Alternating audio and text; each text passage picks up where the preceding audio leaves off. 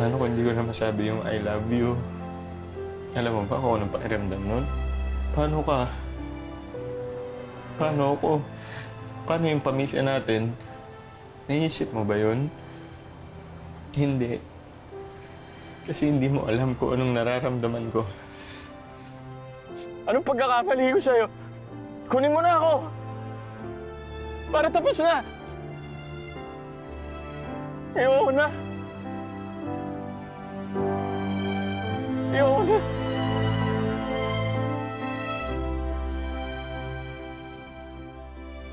Mga kapuso, napaka-espesyal ng gabing ito para sa #MPK at para sa inyo na aking ka-millennials dahil sa kauna-unahang pagkakataon sa aming 20 taon na pagtatanghal, magtatampo kami ng iisang napakahusay na aktor sa ating programa. Hindi lang para sa isang episode kundi sa ilang napakagagandang totoong kwento. Siya ay walang iba kundi si Alden Richards. Una narito ang inyong matutunghayan ngayong gabi. Ito ay tungkol sa isang athlete na sa kasawiang palad ay nagkaroon ng kondisyon na kung tawagin ay dystonia. Kung ano yan at kung ano ang kanyang masalimuot na pinagdaanan, inyong pakatutukan dito sa aming episode na pinamagatang A Runner to Remember, The Jerome De Castro Story.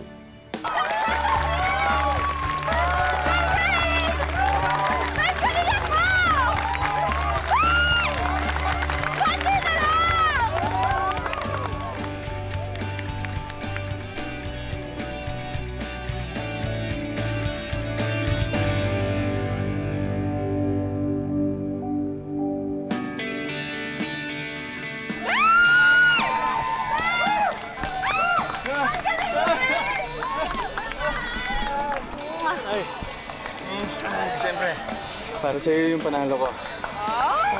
Sobrang proud ako sa'yo. Wow! Sana may kiss at yakap sa bawat finish line. Nakakaingit yan! Ayan tayo, siyempre. Pag ano mo yung one and only mo, nasa finish line, siyempre mapapabilis talaga yung takbo mo, yung mga trophy, yung mga medals. Panis yan sa kiss ni Mrs. Alam mo, sinasabi lang nito kasi kasama niya ako. Ay, correct! Eh, siyempre, hindi. Siyempre gusto ko nandito ka. Alam mo, babe, eyes on the go lang ako palagi. Lalo pag andyan ka. Mas ginaganahan ako sa lahat ng karera ko. Ayos on the go. Ayos on the go. Siguraduhin mo yan Dapat sa akin lang nakatingin yung mga mata mo. Tama! Naku, ito. Bantayan niyo to, ha? Ay, oo kami naman! Bantayan niyo. Pero kailan ka unang nahilig sa sa pagtakbo? Running po is just very recent lang, 2014. Nagyaya lang yung wife ko, gustong talagang tumakbo. Si Geraldine, your wife, no? Paano mo siya nakilala? Naging president po ako ng isang org doon, which is yung Catholic Youth Organization. Naging member siya ng org namin. And then we became close. First boyfriend niya po ako. Then hanggang magpakasal kami.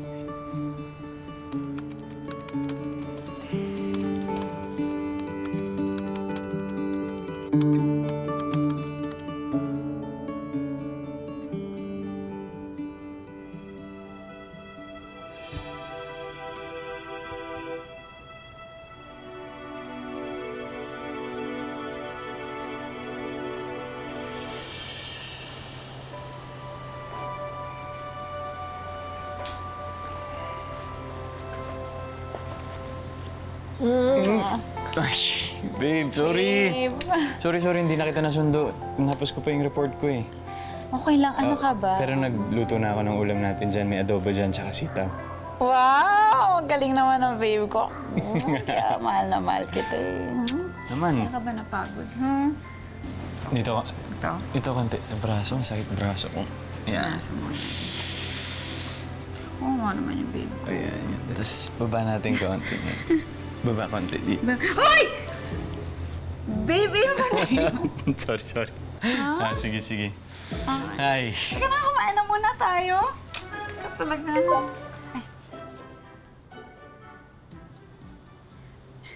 Babe, dumating na yung resulta ng application sa Canada.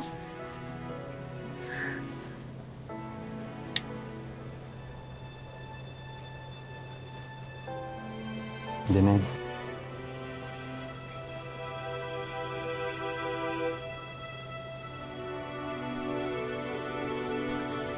isipin yun. Kumain na lang tayo doon. Sarap yung luto ko. Mawawala yung lungkot mo. Promise. Let's go.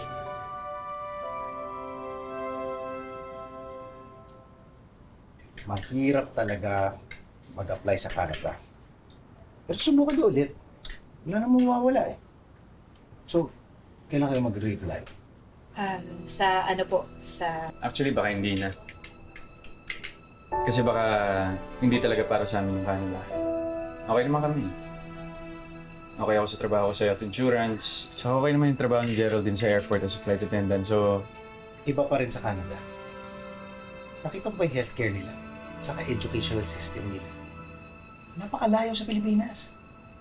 Subukan nyo lang ulit. Sige na, Geraldine, ha? Para rin sa pamilya nyo rin to eh. Jero, wala na tayong magulang. Nakatatanda mo kong kapatid. Hindi mo dapat minamasama yung mga suggestion ko sa'yo. Bakit ka ba ilang ng iling? Galit ka ba? Nanginsulto ka ba? Sabihin mo lang, kung ayaw mo nagmamalasakit ako. hindi kuya. Mannerism ko lang to. Naiintindihan ko naman yung pagmamalasakit mo sa amin, pero hindi naman sa lahat ng oras. Dapat dinitikta mo sa amin mag-asawa kung ano yung dapat gawin.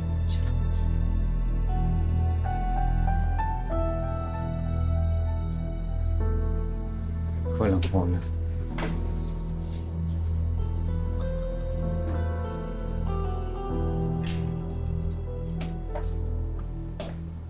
Eh pare, ikaw naman, di ka na naman nasanay dun sa kuya mo. Alam mo naman ganun na talaga ugali nun. Kaya lang naman yung nagkakaganon kasi concern yun sa'yo, pre. Hindi mo natin pag-usapan. Babe, umaatake na naman yung manatisa mo. Geraldine!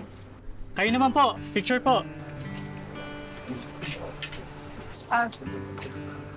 OJ, tara, sumama na kayo. Daling ko na ito kinakain ko, ha? Oo, pamilya na kayo eh. Hoy, OJ, hindi ka na. Tara na. At dito ako. Yan.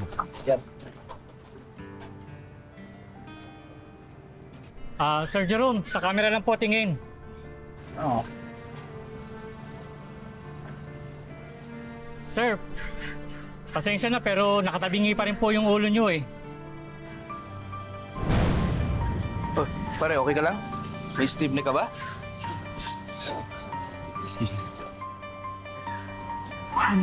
Sandali lang ha. Sige.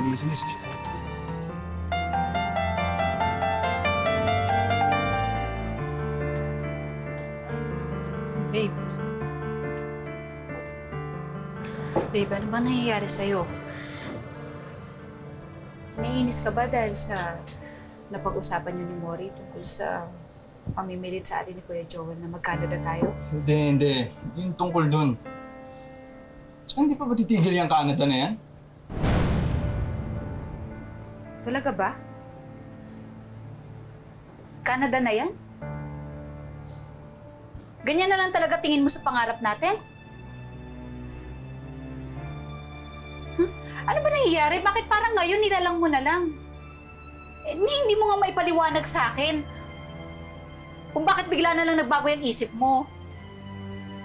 Ang dami na natin perang nagagastos dyan. Kaka-reapply, puro naman deny.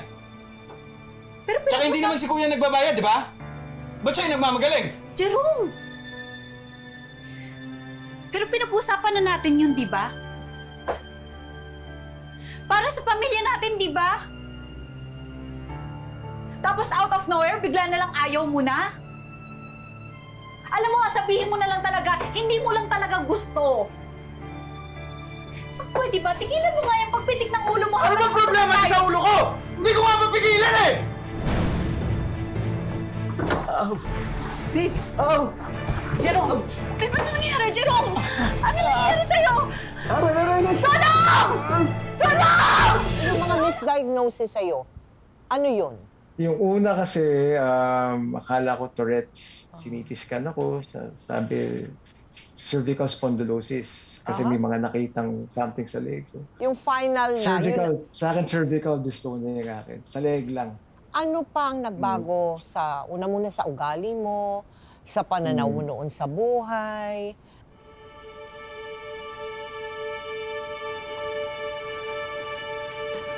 Babe.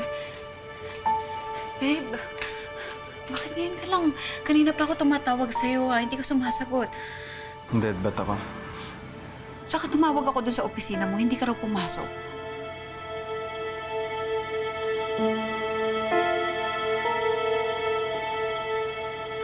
Diyos ko naman, Jerome. May araw pa, lasing ka na agad. Nakainom ako. Hindi ako lasing, magkaiba yun.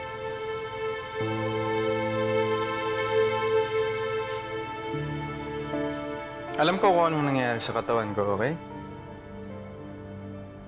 Ako ang nakakaalam kung ano yung totoo nangyayari sa akin. Hindi yung mga letseng doktor na kinukonsulta mo. Bakit? Ba't ka naniniwala sa kanila? Ha? Diyos ba sila? Ha? Eh sila nga yung paiba-iba ng sinasabi tungkol sa sakit ko eh. Nung una, cervical spondylosis. Tapos kung ano-ano pang therapy yung pinapagawa sa atin. Di ba? Tapos ngayon, dystonia na. Hindi naman yata halatang pineperahan lang tayo ng mga yan. Hindi ka naniniwala sa mga resultang pinaggagawa sa mga test.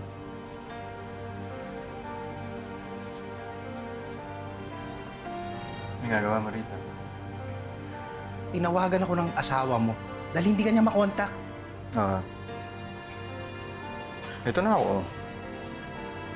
Uwi ka na. May pamilya ka, di ba? Yun ang pakialaman mo. Jerome, bakit ka ba nagkakaganyan? Hindi ko alam! Hindi ko na alam! Kung gusto niyo malaman dahilan, tanungin niyo yung doktor! Baka sila alam nila!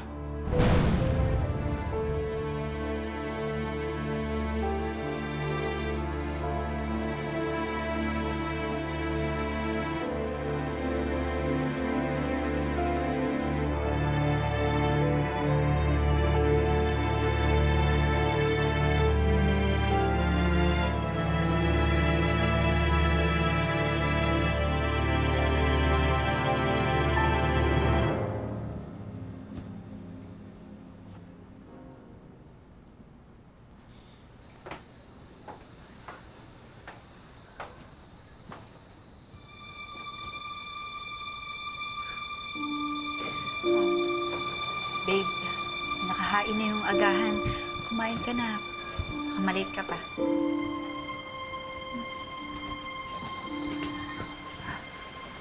Siya nga pala, babe. Nakausap na ni Kuya Joel yung neurologist na pwedeng tumulong sa'yo. Magpa-botox ka na daw para ma-manage yung sintomas ng sakit mo. Botox? Alam mo ba kung magkano yan? Mamumulubi lang tayo kapag ginawa natin yung sinasabi niya. Mahal-mahal nun. Saka pwede pakitanggal yung salamin dyan.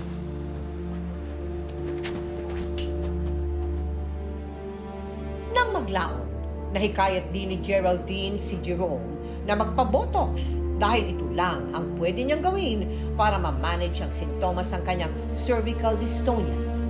Pero dahil may kamahalan ang botox, hindi ito madalas mapagawa ni Jerome.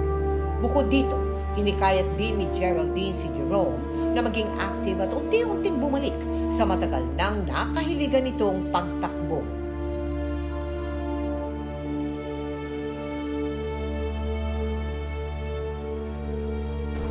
Babe! Pare. Pare, gusto mo, ipagpahinga na muna natin to. Bukas na lang.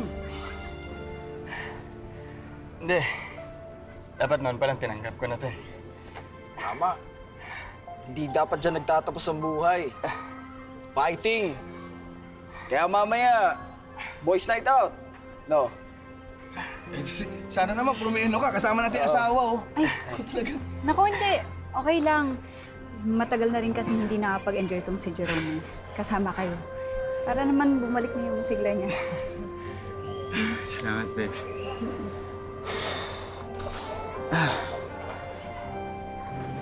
Yung pananakit ng Lego, hindi na makakawala eh. Minsan, tolerable pero madalas sobrang sakit. Hindi ko na kinakaya. Tapos,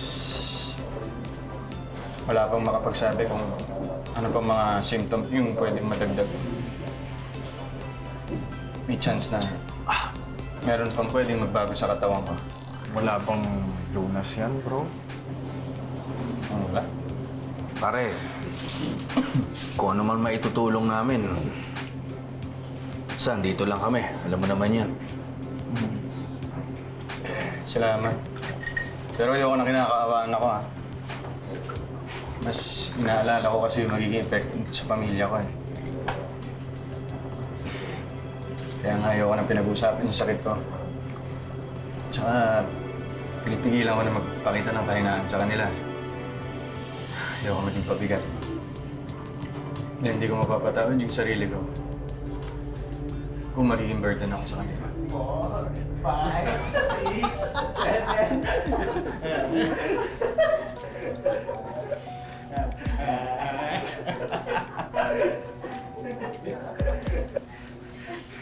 Diyan ako na bahala nito.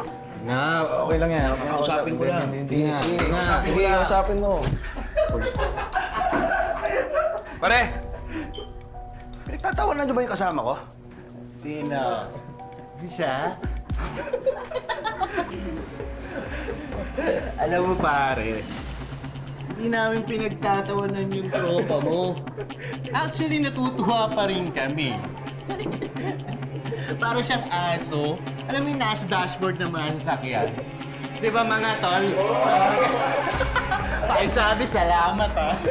Ah, ganun ba?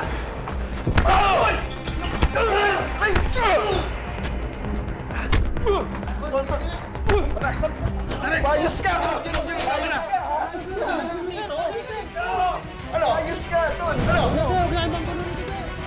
Nang mga panahong iyon, nahirapan si Jerome na tanggapin ang kanyang kondisyon. May mga araw din na hindi siya makapasok sa trabaho dahil sa sobrang pananakit ng leeg niya. Nagbago rin ang kanyang ugali at pakikisama niya sa mga taong nagmamahal sa kanya. At napadalas din ang pag-post ni Jerome sa social media para mailabas ang kanyang mga hinaing tungkol sa dinadala niyang sakit.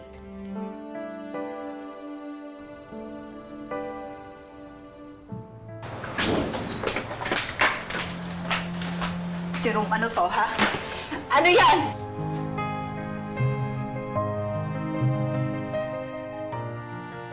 Burahin mo yan bago pa makita ng iba, bago pa makita ng pamilya mo!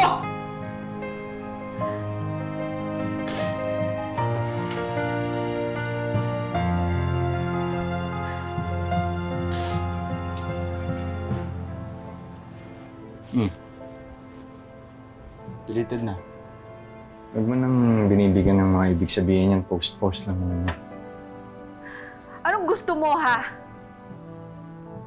Deadmahin ko na lang na mamamatay ka na? Jerome. Jerome, kung nahihirapan ka, nahihirapan na rin ako. Pagod na ako. Pagod na akong alamin kung ano ba nasa isip mo. Pagod na akong manghula kung ano bang gusto mo. Kasi asawa mo ko. Pero hindi ka nagsasabi sa akin. Pagod ka na? Ako nga, hindi ko alam kung ano nangyayari sa akin. Kaya nga diba sinasabi ko sa'yo, kung mausap tayo ng kapareha ng kondisyon mo, para mas maintindihan natin yung sakit mo. Para ano? Para makita ko yung sarili ko sa kanila. Para mapakita mo sa akin kung gaano ko ka-disabled dahil sa kondisyon na meron ako para makita ko kung ano yung magiging itsura ko pag lumala na itong kondisyon ko. Ano ba yan? Yung doktor na hindi masabi kung ano yung kondisyon ko eh. Naisip mo ba yung nararamdaman ko? Di ba hindi? Kahit kailan, hindi na masasagot yung tanong ko. Paano bukas kung hindi na ako makapagsalita? Kung hindi ko na masabi sa'yo kung gaano kita kamahal. Ano ba kung gaano kasakit yun?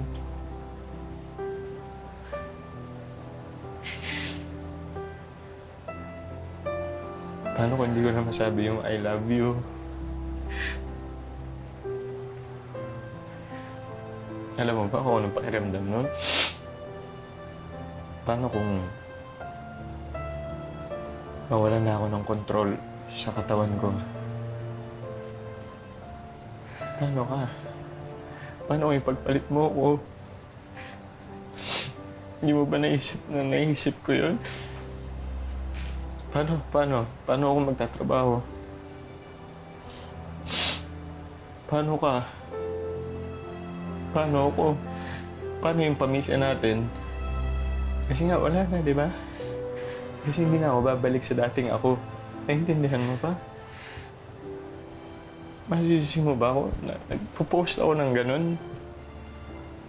Hindi. Kasi hindi mo alam kung anong nararamdaman ko. Hindi. Jerome,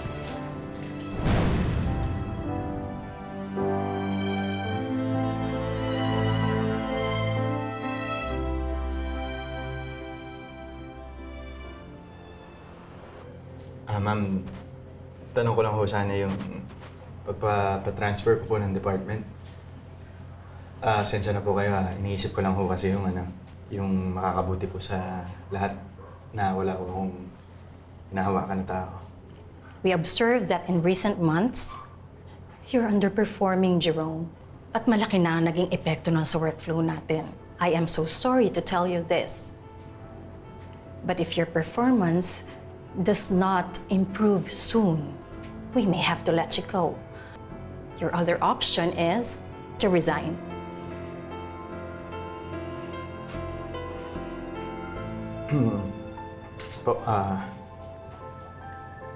Forced resignation ho ba to o are you terminating me?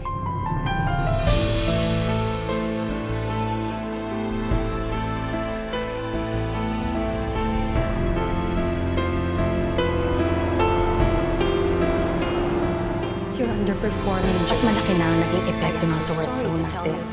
We may have to let you go. Your other option is to resign. We may have to let you go. Your other option is to resign. We may have to let you go.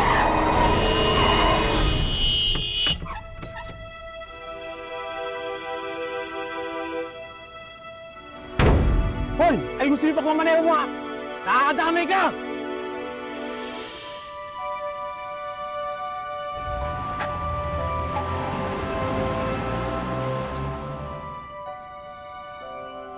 Ano?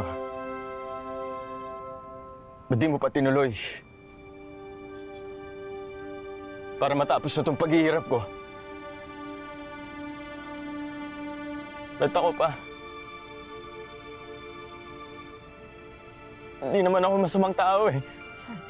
Anong pagkakamali ko sa'yo?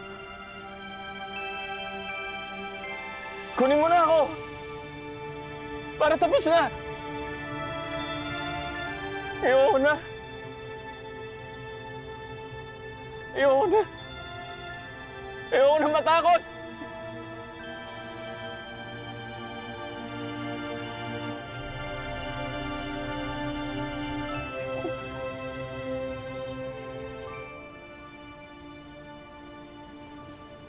Well, based sa test na ginawa natin at sa mga na-share mo, Jerome, it seems like this disorder has taken a toll on your mental health. At yung mga symptoms na pinapakita mo, they are consistent with those of severe anxiety. Dok, ayoko po nun. Ayoko nun, Dok, kasi ayoko madami yung pamilya ko. Tulungan niyo po ako. Jerome, your journey with your condition is not something that you have to go through alone. Dapat maging bukas ka sa pamilya mo. Bukod sa therapy and medication, kailangan mo sila. Dahil sila ang support system mo. Kaya mo yan, Jerome. Babe! I'm home! Babe! Babe!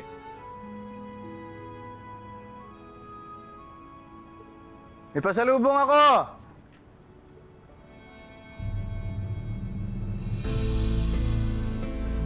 Babe? Babe?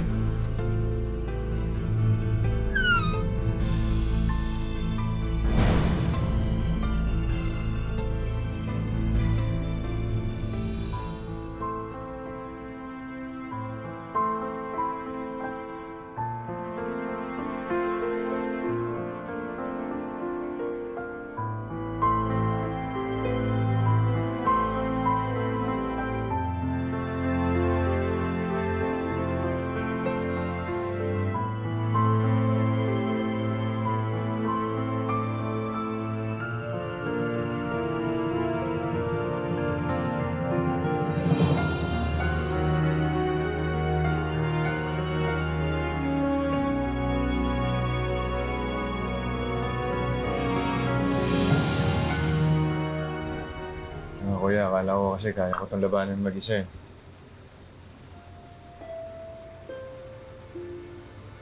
Niliyo ko yung sarili ko sa inyo. Kasi ayoko maging pabigat.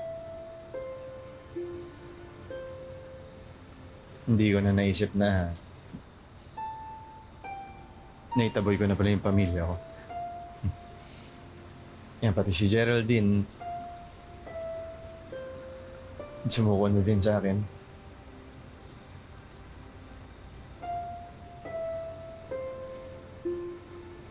Kuya, sorry. Alam ko naman kapakanan ko lang din yung iniisip ko eh. Sorry.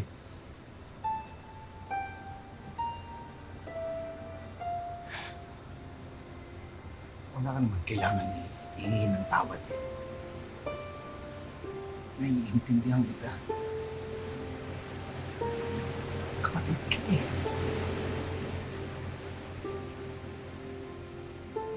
Kailangan mo gawin. Puntahan mo yung asawa mo. Mag-usap kayo.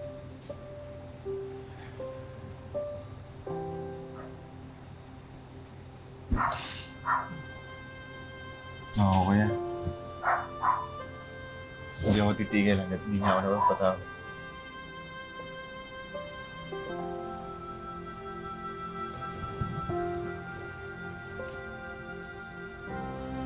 Babe?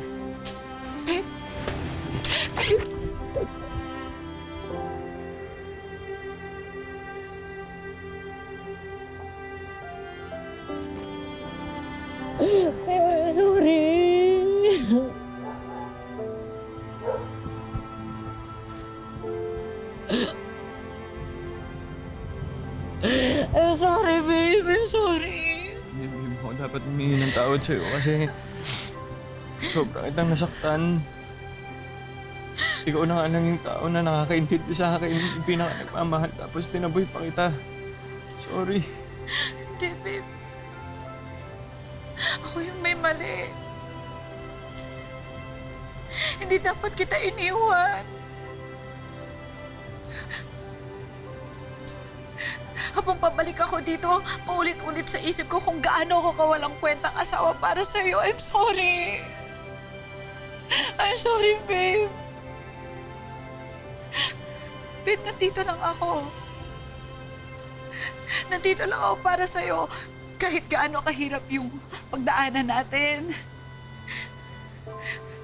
Kahit na minung-minuto, wala ka sa mood. Kahit na oras-oras,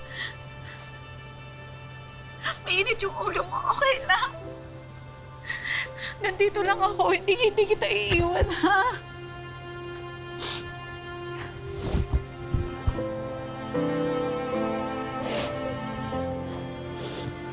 Mahal na mahal kita.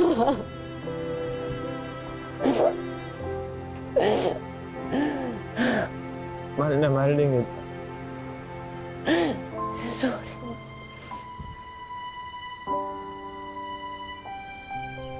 Nagsimulang ibangon ni Jerome ang kanyang sarili. Lumaban si Jerome at hinarap ang kondisyon niya. Sumali siya sa iba't ibang social media group ng mga tulad niyang may dystonia para lalo niyang malabanan ang kanyang sakit.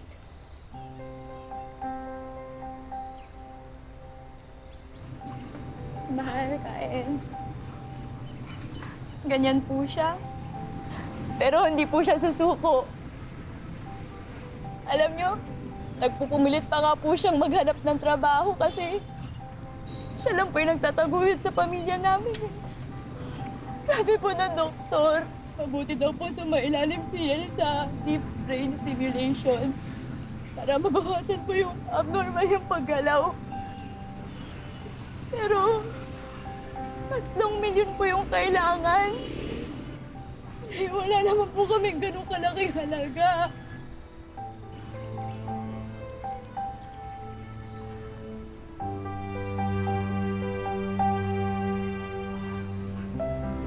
Hello? Lalaban tayo, ha? Huwag kang susuko. Oh, yan. Lalaban tayo. Walang susuko.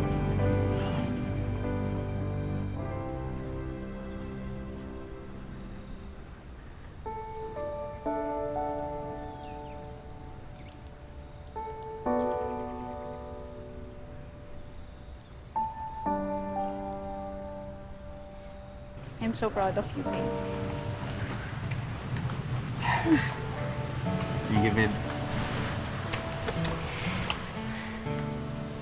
Nagawa mo nang harapin yung katulad mong may kondisyon ng dystonia. Galing mo.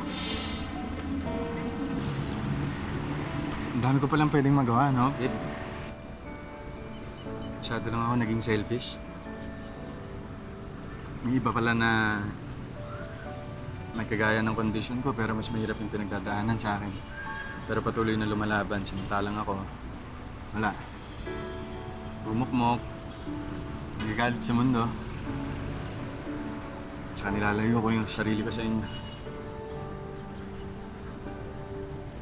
Kaya matlaki talaga ang pagpapasalamat ko na hindi mo ako iniiwan. Thank you, babe.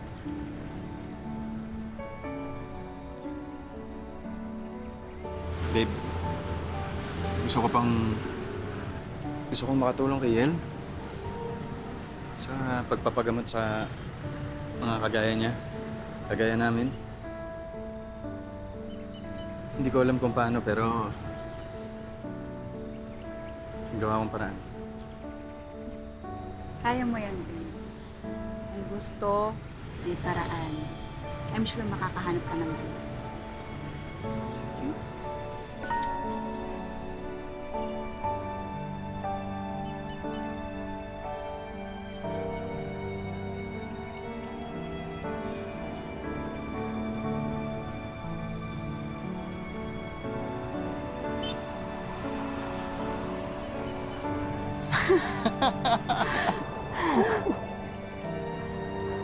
Sa kagustuhan ni Jerome na makatulong sa pag-raise ng awareness tungkol sa dystonia at sa pag-raise ng funds para sa kinakailangang gamutan para sa mga tulad niyang may dystonia, bumalik siya sa pagtakbo at sumali ulit sa mga marathon dito man sa Pilipinas o sa ibang bansa. Hanggang sa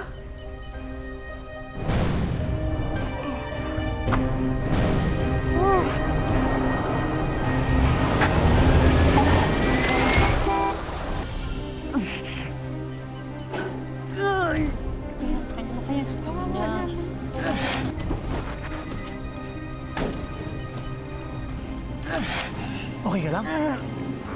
Ha? Okay ka lang? Gusto mo, dali kita sa ospital? Hindi na po. Hindi na po. Kaya ko na.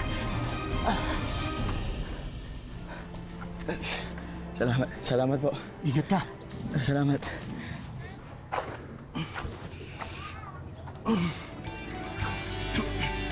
Buwan ng Oktubre taong 2018, lumipad si Jerome papuntang Amerika para sumali sa Chicago Marathon to raise awareness and raise funds para sa mga katulad niyang may dystonia.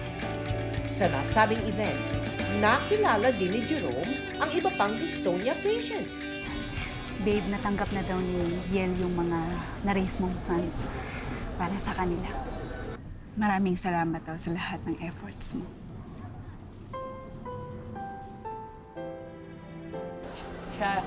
Salamat, Jerome.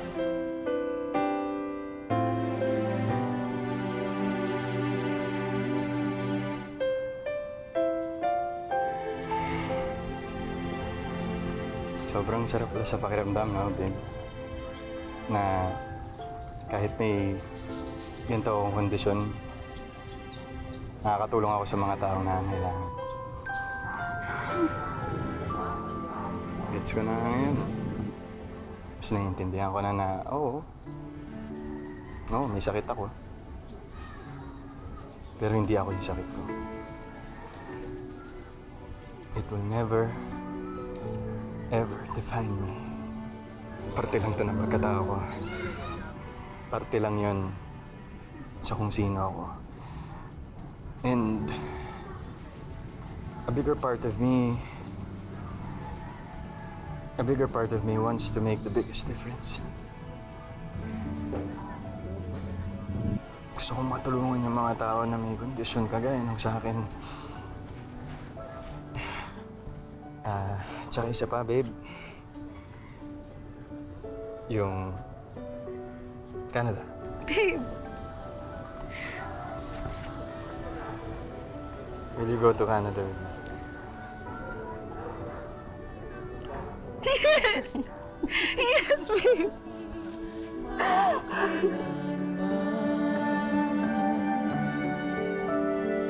Sa buhay, hanapin mo ang iba. Kumapit ka sa akin. Take your positions, please. Ayun na, babe. Kailangan lang. Ready na ako.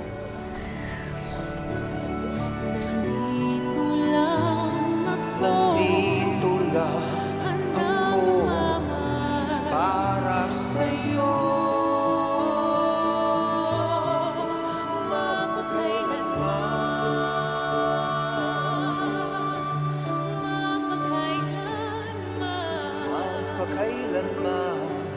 Magpakailanman isisigaw, hindi na bibitaw. Jerome, ano ang maaari mong i-share sa mga tao, no, na may pinagdaraanan ding sakit o disability or problems in their lives, no? We keep on saying God is good kapag may magandang nangyayari sa atin. But we have to claim that God is good even during challenging times. So huwag tayong susuko, huwag tayong mag-give up. And honestly, without these struggles na nangyari sa akin ngayon, I don't think I will survive my life here in Canada. Hindi ako makapaniwala na kaya kong 3 trabaho kahit masakit ang leg ko. Thank you so much, Jerome, for sharing with us, no? Thank you po. It's so interesting now speaking with you, and I really believe in what you said, no? Sa dulot dulo lang, talagang sa Panginoon tayo talaga hahawak, no? At hihingi ng solusyon sa lahat ng pinagdaraanan natin. God bless you and your family, Jerome. Thank you po, Tita. Thank you very, very much. God bless you too. Naway kayo'y na-inspire sa kwento ni Jerome na sa kabila ng inindag sakit ay muling bumangon at ngayon tumutulong pa nga sa mga kagaya niyang may dystonia. Isa siyang ehemplo ng mga nilalang na sa kabila ng lahat, he is living a life with purpose, strength, and great meaning. Ika nga, ni Theodore Roosevelt. When you get to the end of your rope, tie a knot and hang on. Ibig sabihin po niyan, anuman ang iyong pinagdaraanan, huwag kang bibitiw at huwag kang mawawala ng pag-asa at pananampalataya sa Panginoon. Ngayon, bukas at magpakailanman.